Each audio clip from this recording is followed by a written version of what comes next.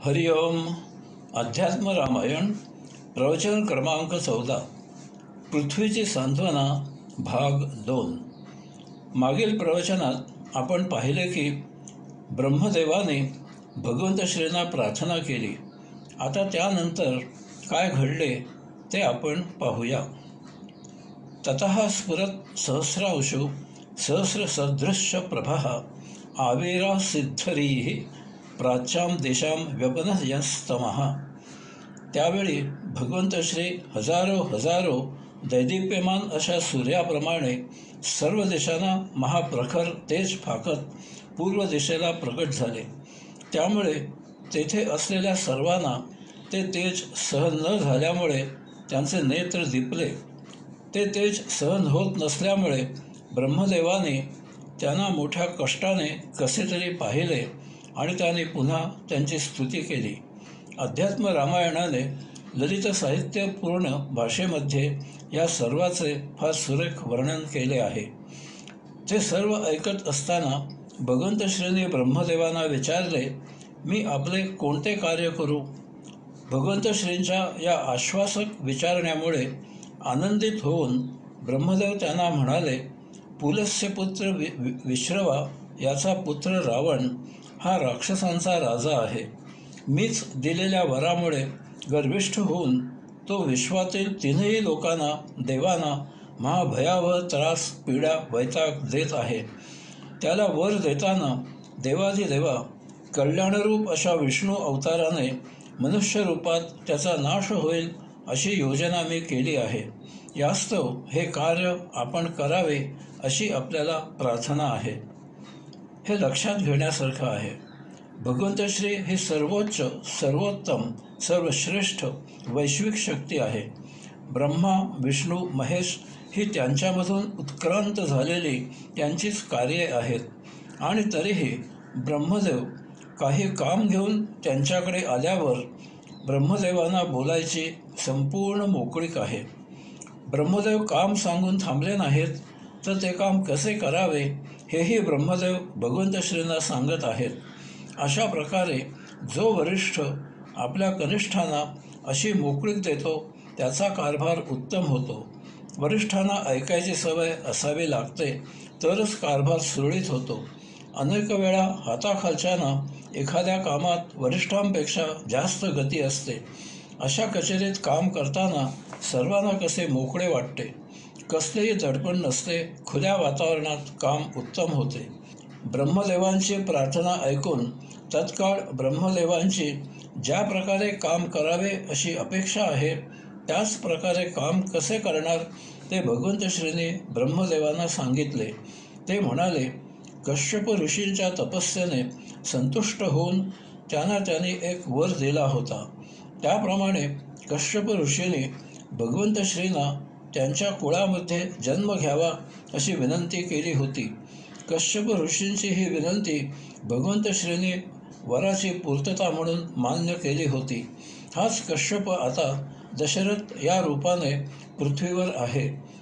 भगवंत श्री ब्रह्मदेवांना पुढे म्हणाले, तस्याहं पुत्रतामेत्य कौसल्यायां शुभे दिने चतुर्धात्मानमेवाहं सृजामि तरयोः पृथक्.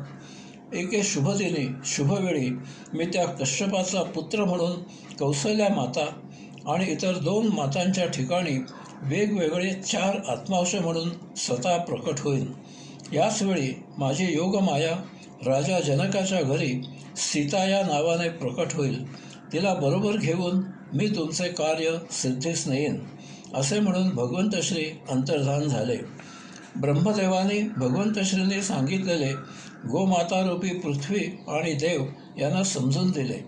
पुढे त्यांनी देवांना सांगितले की तुम्ही सर्वांनी आपापल्या अंशाने वानरांच्या पोटी जन्म घ्या आणि जोपर्यंत भगवंत श्री भूतलावर राहतील तोपर्यंत तेथे त्यांना या नियोजित कार्यात मदत करा. अशा प्रकारे पृथ्वी आणि देव यांना आश्वस्त करून ब्रह्मदेव आपल्या लोकी निघून गेले. त्यानंतर सर्व देव गोमातारूपी पृथ्वीसह परत आले.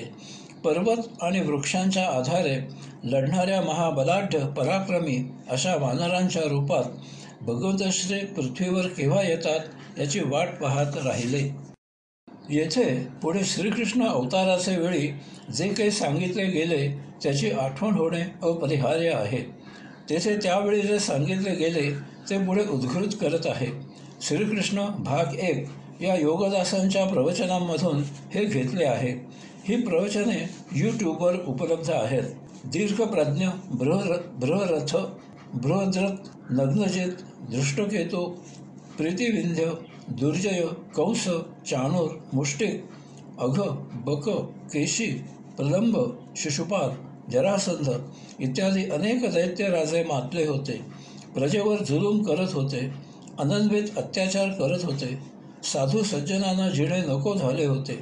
जरासंधाने तर कित्येक राजे जिंकून बंदिवान केले होते. त्यांची संख्या 100 झाल्यावर तो त्यांना यज्ञात पशुऐवजी बळी देणार होता. कंसाने प्रजेचा छळ चालविला होता. तो स्वतःच्या वडिलांनाही जुमानत नव्हता. कित्येक स्त्रिया विटंबून डांबल्या गेल्या होत्या. दंडुकेशाही चालू होती. दीन दुबळ्यांना कोणी वाली नव्हता. सर्वत्र हाहाकार माजला होता. या दैत्यभाराने आणि त्यांच्या महाभयावह अशा जुलमाने पृथ्वी त्रस्त झाली. तिने गायीचे रूप घेतले आणि ते ब्रह्मदेवाकडे गेली. पृथ्वीवरील जुलमाची कहाणी ब्रह्मदेवाला सांगण्यासाठी गायीची योजना केली गेली.